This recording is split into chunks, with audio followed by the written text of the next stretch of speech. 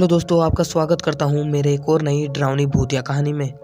आपने हमारे YouTube channel को अभी तक सब्सक्राइब नहीं किया तो हमारे चैनल को सब्सक्राइब कर लेना।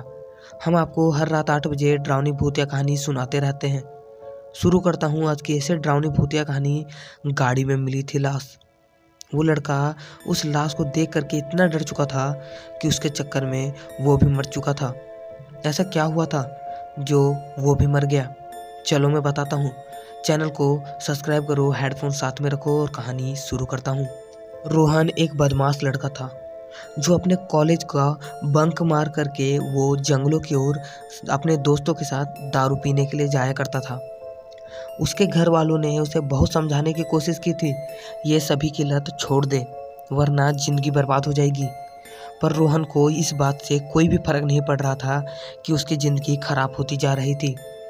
उसके अमीर अमीर दोस्तों ने उसे बिगाड़ रखा था। रोहन एक गरीब फैमिली से बिलोंग करता था, पर उसके अमीर दोस्तों ने उसे अपने जैसे रईस जैसा सोच लिया था और रोहन जितने भी उसके परिवार से पैसे मिला करते थे वो सभी पैसे अपने दोस्तों पे खर्च किया करता था। रोहन को ये बात अच्छे से पता थी कि उसके परिवार वाले उतने अमीर नहीं हैं, पर रोहन इस बात से कोई भी फर्क नहीं पड़ता था। रोहन को बस उड़ाने के लिए पैसे चाहिए थे।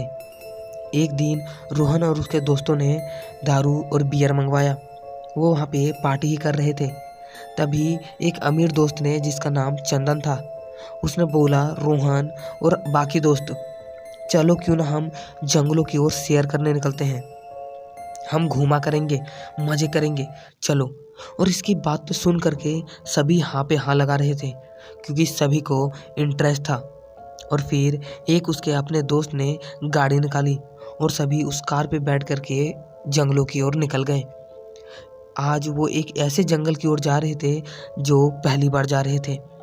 सभी लोग नशे में थे और गाड़ी चलाए जा रहे थे। तभी आगे जाते जाते एक कच्चा रास्ता मिलता है। सब कहते हैं, चलो इस रास्ते में ले चलो, हम कभी नहीं गए। फिर गाड़ी को उस कच्चे रास्ते में लम्हा देता है। गाड़ी उस रास्ते में ले जाने लगते हैं। तभी वहाँ पे जो बोर्ड लिखा था उसे कोई नहीं पढ़ता क्योंकि सब नशे में थे। वहाँ पे साफ साफ लिखा था, इस रास्ते में शाम के बाद जाना मना है क्योंकि यहाँ पे एक ऐसी आत्मा है जो किसी को भी नहीं छोड़ती। ऐसा क्या हुआ था उस जंगल में जो उस जंगल में एक आत्मा थी? सभी लोग जाने ही लगते हैं। तभी बीच जंगल में उनकी गाड़ी खराब हो जाती है। सभी लोग नशे के धुंध में गाड़ी से बाहर निकलते हैं और बोनट को उठा के गाड़ी को चेक करने लगते हैं।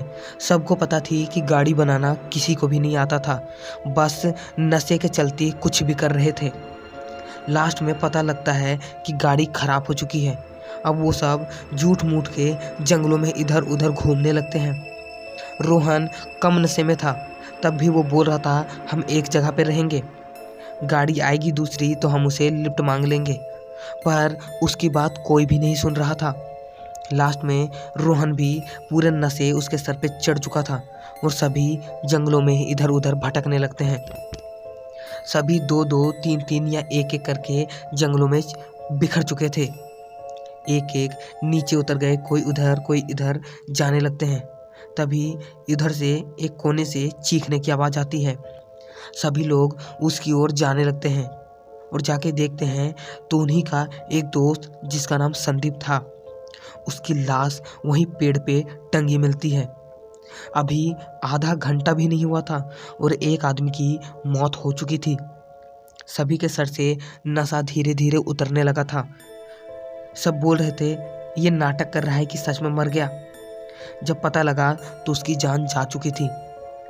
सब डर के गाड़ी की ओर भागने लगते हैं कि मेन रोड में कहीं ना कहीं कोई ना कोई गाड़ी मिल जाएगी जिससे हम लिफ्ट मांग के यहाँ से भाग जाएंगे। पर तभी एक दूसरा दोस्त उसका मिल ही नहीं रहा था।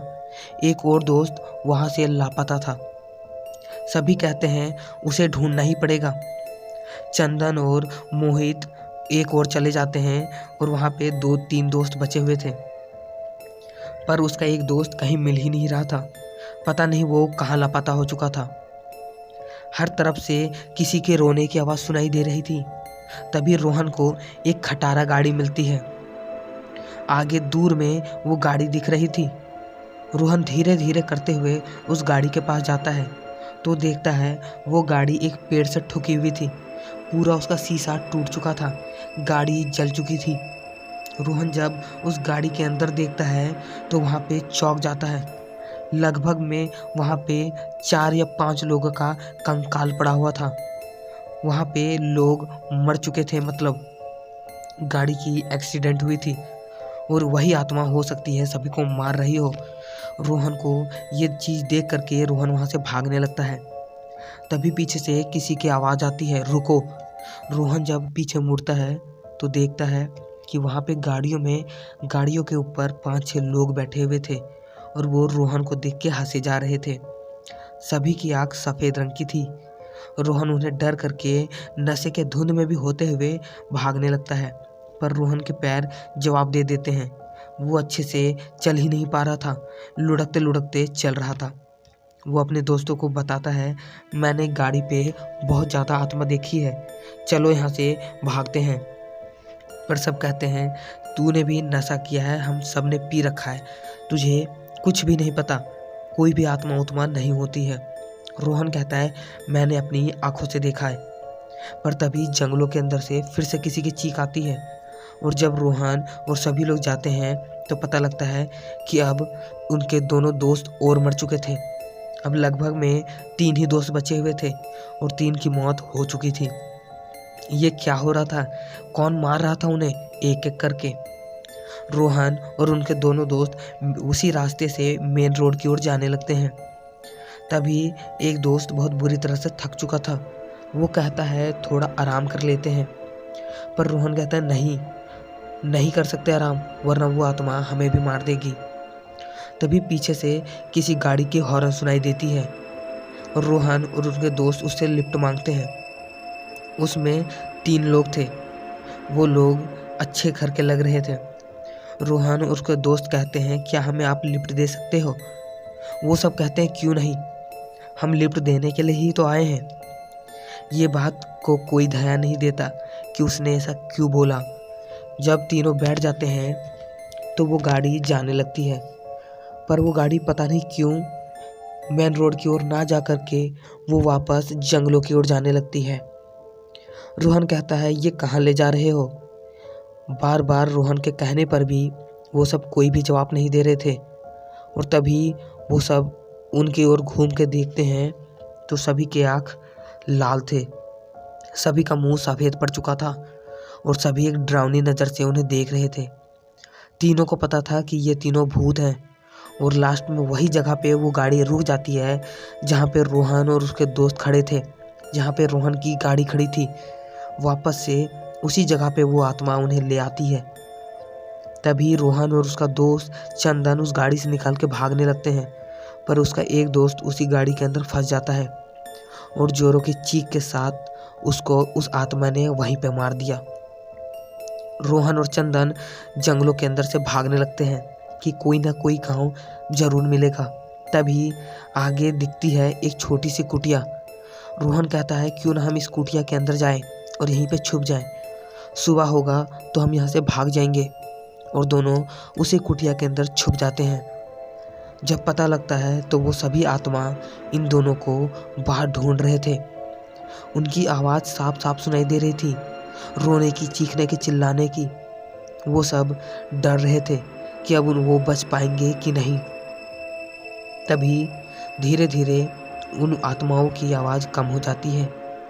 चंदन कहता है, हो सकता है वो सब आत्मा चले गए होंगे। रोहन और चंदन वहाँ से जैसे बाहर निकलते हैं तो देखते हैं कि सभी आत्मा उसी कुटिया के बाहर सीधा लाइन में खड़ी थी और जो बस उनकी ओर देखी जा रही थी।